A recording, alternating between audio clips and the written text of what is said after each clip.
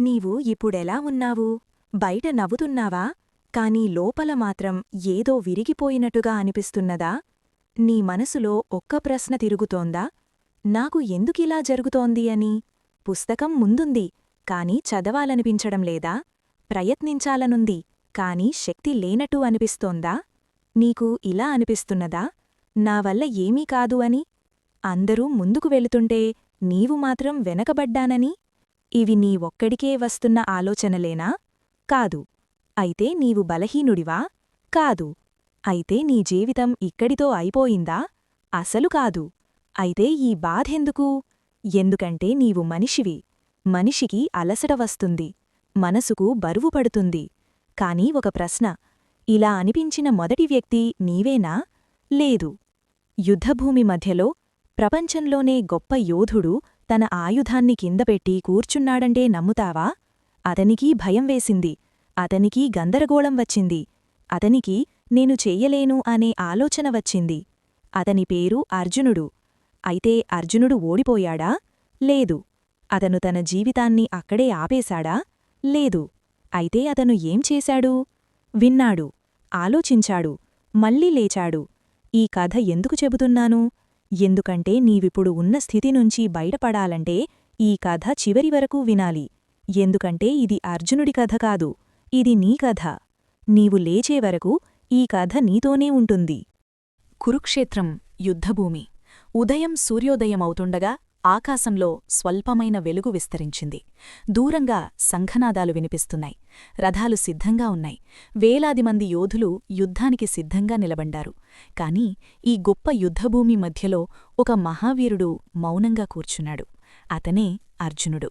ప్రపంచంలోనే గొప్ప ధనుర్ధారి అయిన అర్జునుడు ఆ క్షణంలో మాత్రం తన బలాన్ని మరిచిపోయినట్లుగా కనిపించాడు. అతని చేతులు వణికుతున్నాయి, గుండె బరువెక్కింది, గాండీవం అతని చేతుల్నుంచి జారిపోయింది. అర్జునుడు చుట్టూ చూశాడు. తన గురువులు, తన బంధువులు, తన స్నేహితులు అందరూ యుద్ధానికి ఎదురుగా నిలబడ్డారు. ఆ దృశ్యం అతని మనసును చీల్చేసింది. నేను వీరితో ఎలా యుద్ధం చేయగలను అనే ప్రశ్న అతని మనసును కుదిపేసింది. అతని నోరు ఎండిపోయింది, శరీరం బలహీనంగా మారింది. అతను కృష్ణుణ్ణి చూసి భారమైన స్వరంతో అన్నాడు, కృష్ణ, నాకు బలం లేదు, నా మనసు గందరగోళంగా ఉంది, నేను యుద్ధం చెయ్యలేను, నాకేది ధర్మమో ఏది అధర్మమో అర్థం కావడం లేదు. ఇది యుద్ధభయం కాదు, ఇది మనసు అలసట, ఇది అంతర్గత వేదన, ఇది మనిషి విరిగిపోయే క్షణం. నేడు యుద్ధభూమి మారింది, కాని అర్జునుడి మనసు నేడు మనలో చాలామందిలో ఉంది.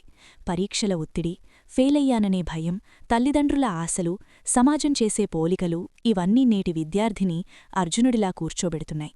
బయట నవ్వుతారు, లోపల మాత్రం ఒంటరిగా ఏడుస్తారు. పుస్తకం తెరిచినా మనసు చదవదు. నేను పనికిరానివాణ్ణి కాదా, నా వల్ల ఏమీ కాదా అనే ఆలోచనలు మనసును తినేస్తుంటాయి. ఆ సమయంలో కృష్ణుడు అర్జునుడి పక్కన నిలబడ్డాడు. పసుపు పీతాంబరం ధరించి, నెమలిపించం అలంకరించిన కిరీటంతో, ప్రశాంతమైన ముఖంతో, ఎలాంటి ఆందోళన లేకుండా నిలబడ్డాడు. కృష్ణుడు అర్జునుణ్ణి దుయ్యబటలేదు, నువ్వు బలహీనుడివి అని అనలేదు. ఇంత చిన్న విషయానికి ఎందుకు భయపడుతున్నావు అని ప్రశ్నించలేదు. ఆయన మౌనంగా విన్నాడు. ఎందుకంటే కృష్ణుడికి తెలుసు, వేదనలో ఉన్న మనిషికి ముందు కావలసింది మాటలు కాదు, అర్థం చేసుకునే హృదయం. అర్జునుడు మళ్ళీ అన్నాడు, కృష్ణ, నా మనసు నన్ను వదలడం లేదు, నా శరీరం మాట వినడం లేదు, ఈ బాధతో నేను నిలబడలేకపోతున్నాను. అతని కళ్లలో నీళ్లు తిరిగాయి. ఒకప్పుడు ప్రపంచాన్ని గెలిచిన వీరుడు ఆ క్షణంలో తన మనసును కూడా గెలవలేకపోయాడు. కృష్ణుడు మెల్లగా అర్జునుడి భుజంపై చేయివేసి అన్నాడు, అర్జునా, ఇలా అనిపించడం తప్పుకాడు. నువ్వు మనిషివి, భయం రావచ్చు, గందరగోళం రావచ్చు, కాని అవే నీ చివరి మాటలు కావు. నీ జీవితం నీ భయంతో ముగియదు. అర్జునుడు కళ్ళు మూసుకుని కృష్ణుడి మాటలు వింటూ లోతుగా శ్వాస తీసుకున్నాడు. కృష్ణుడు చెప్పాడు, ఈ శరీరం తాత్కాలికం, ఈ పరిస్థితి తాత్కాలికం, నీ ఆత్మ శాశ్వతం. నువ్వు ఓడిపోయినట్టు అనిపించడం నీ నిజం కాదు, నువ్వు ప్రయత్నం చేయడం మాలకపోవడమే నీ ధర్మం. ఇది అర్జునుడికే కాదు, నేటి విద్యార్థికి కూడా ఇదే సందేశం.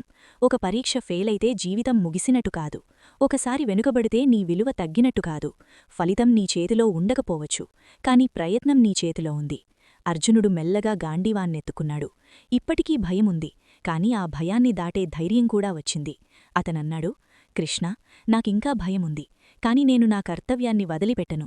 ఆ క్షణంలో అర్జునుడు యుద్ధాన్ని గెలవలేదు, కాని తన మనసును గెలిచాడు. మన జీవితంలో కూడా ఇలానే ఒకరోజు పుస్తకం తెరవడం, ఒక చిన్న ప్రయత్నం చేయడం, ఎవరికైనా మన బాధ చెప్పడం, ఇవన్నీ అర్జునుడు గాండీవం ఎత్తుకున్నట్టే. చిన్న అడుగులే పెద్ద మార్పుకు ఆరంభం. కృష్ణుడు చిరునవ్వుతో అర్జునుణ్ణి చూశాడు. ఆ చిరునవ్వులో తీర్పులేదు, ఒత్తిడి లేదు, కేవలం నమ్మకముంది. లేచే అర్జునా, నీ వెలుగు అవసరం ప్రపంచానికి అన్నట్టుంది ఆ చూపు. సూర్యుడు పూర్తిగా పైకి వచ్చాడు. యుద్ధభూమి వెలుగుతో నిండిపోయింది. అర్జునుడి ముఖంలో ప్రశాంతత కనిపించింది. అతను సిద్ధంగా ఉన్నాడు. ఎందుకంటే అతనికిప్పుడు తెలుసు, భయం ఉన్నా ముందుకు సాగడమే నిజమైన వీరత్వం.